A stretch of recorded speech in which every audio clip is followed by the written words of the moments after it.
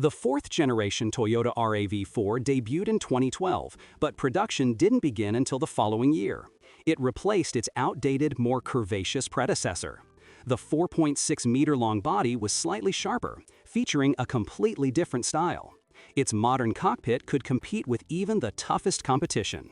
The fourth generation enjoyed considerable popularity in Poland and was one of the most popular SUVs. In 2016, the model was modernized, introducing a hybrid drivetrain. 2 years later, the fifth version went on sale. This product's life cycle quickly reached the end of its lifespan due to emission standards. Even diesels met the early Euro 6 standard, but subsequent regulations proved impossible to meet.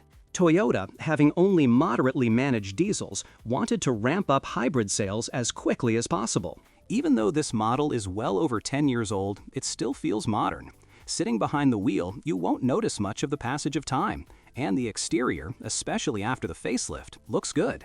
The body measures 4.6 meters long, with a wheelbase of 2.66 meters. This doesn't promise much in the way of spaciousness, but as befits a compact SUV, there's plenty of space in the cabin. The same is true in the trunk, which offers 547 liters. The interior is Japanese style, though largely made of soft materials.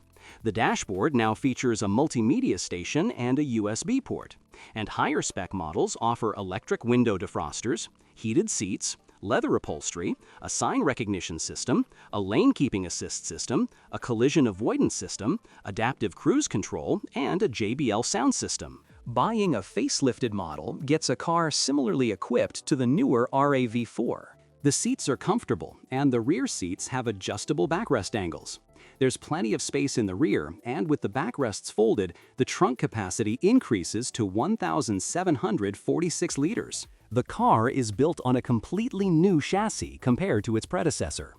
The front suspension is McPherson struts, while the rear axle is equipped with transverse wishbones. The steering is electrically assisted. Power can be transferred to the front or all four wheels. In the latter configuration, an electromagnetic clutch engages the rear axle drive. The exception is the hybrid's four-wheel drive. A small, computer-controlled electric motor is located at the rear axle. This motor engages automatically when the accelerator pedal is pressed harder or when slippage is detected. While less efficient than a conventional drive, it's sufficient for normal driving, even in winter. The RAV4 didn't have a huge engine lineup. The entry-level 2.0-liter Valvematic petrol engine was available, along with two diesels, a 2.0-liter and a 2.2-liter. Occasionally, you'll find a US model on the market with a 2.5-liter petrol engine. Following the facelift, the powertrain lineup has changed. The petrol engine has been joined by a 2.5-liter hybrid engine, while the diesel engine has been replaced by a new BMW-sourced unit, N47. All classic, i.e. non-hybrid engines in Europe were paired with 6-speed manual transmissions. The 2.0-liter petrol had an optional continuously variable automatic, while the 2.2-liter diesel had a classic 6-speed, just like the US market petrol. Automatic transmissions were not offered for the 2.0-liter easels. Virtually every choice is a good one, though some are less, some more risky. The entry-level 2.0 Valvematic petrol engine is a sure bet. It has multi-point fuel injection, hydraulic valve adjustment, and no special features, but is highly durable and not overly fuel-hungry, up to 9 liters per 100 kilometers. It handles LPG well, and its 152 horsepower provides ample dynamics. It was offered with front-wheel drive and AWD, as well as manual and automatic transmissions. The automatic is a continuously variable transmission, one of the best on the market, but not as good as traditional automatics. An even better engine is the 2.5-liter from the American market, and it also has a better gearbox. It's worth noting whether the car has four-wheel drive, as Americans rarely chose this option. The second, relatively reliable drivetrain is the hybrid. It provides the best dynamics and the lowest fuel consumption in the city and in the combined cycle. It also has the most durable gearbox. Diesels have mixed reviews, and purchasing a car with one is fraught with risk. It's best not to choose a diesel at all. The 2.0 Valvematic engine isn't much to write home about. It doesn't cause any major problems in the Toyota RAV4, aside from occasional instances of slightly excessive oil consumption and coolant pump leaks. If the oil isn't maintained, the timing chain will need to be replaced after about 200,000 kilometers, but that's not common. A replacement kit costs around 190 to 220 euros. An even better unit, in terms of reliability, is the 2.5-liter gasoline from the US.